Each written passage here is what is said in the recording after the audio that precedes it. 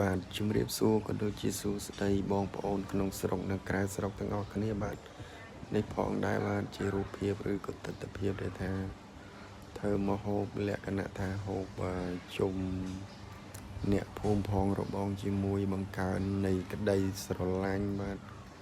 មិនថាក្តីស្រឡាញ់តលដល់14កុម្ភៈដល់ទៅបលាញ់ឋានដេអីទេបាទគឺថាផុតទៅពីថ្ងៃបលាញ់ឋានដេក៏នៅតែមានក្តីស្រឡាញ់ដែរបាទ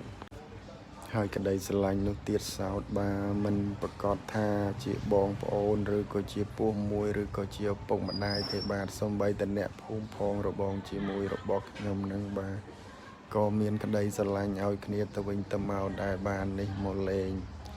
ឬក៏មកជុំមកសៀលុយគ្នាអីធ្វើមកហូបបាទហូបជុំគ្នាបាទនៅពេលល្ងាចពេលរួចដាយរួចបាទ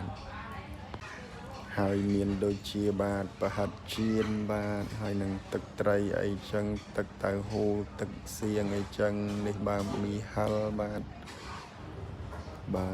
មីហិលបាទឥឡូវមកជុំគ្នាបដើហើយបាទបងប្អូនបាទហើយក៏បាទមកហូបក៏ចិត្តរួចដែរបាទជាបន្តបាទអ្នកខ្លះក៏ទៅងូតទឹកទៅងូតអីចឹងទៅអ្នកខ្លះក៏ក្រាលកន្លែងហើយចឹងបាទរត់ព្រិលបាទលេងគឺគាត់សប្បាយរីករាយរបស់គាត់បាទគឺថាក្រាលកន្លែងទៅហូបនៅខាងមុខផ្ទះវិញគឺมันមានភ្លើងអីមានភ្លើងឈូលអីទេបើភ្លើងដាក់តែខាងក្នុងផ្ទះកាហាលអីក្នុងផ្ទះតែដល់នេះគាត់យកមកដាក់កន្លែងងឹតទៅឈួលភ្លើងបាទភ្លើងខ្លះហ្នឹងគឺថាថតទៅដូចជាមិនសូវច្បាស់ទេបាទកុងភ្នែកកុងពលឺអីឥឡូវនេះឲ្យបាទពួកគាត់នេះញ៉ាំអីមុនអញ្ចឹងទៅដាក់ប្រហិតឲ្យមួយចានអញ្ចឹងញ៉ាំជុំគ្នាអញ្ចឹងទៅបាទទឹកក្រូចម្នាក់មួយកែវម្នាក់មួយកែវអញ្ចឹងមកបាទយ៉ាហើយបាទគាត់មានអារម្មណ៍ដូចមិនទេដូចចេះឈេចេះអីទៀតបាទចេះឈេចេះអីណាអូរីករាយរបស់គាត់បាទ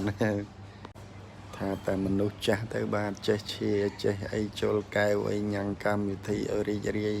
ទាល់តែក្មេងបែបវាឃើញចាស់ហ្នឹងធ្វើអញ្ចឹងវាឈេវាជុលឲ្យទឹកក្រូចរបស់គេនឹងដែរបាទក៏មានអារម្មណ៍រីករាយបង្កើតបរិយាកាសរីករាយបន្តិចទៀតទៅបាទអញ្ចឹងបានថា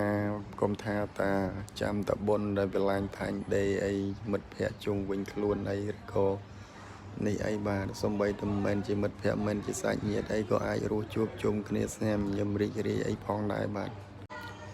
គណៈនេះដែរបាទមកដល់បាទវគ្គបាទណែខាងយុវវ័យយុ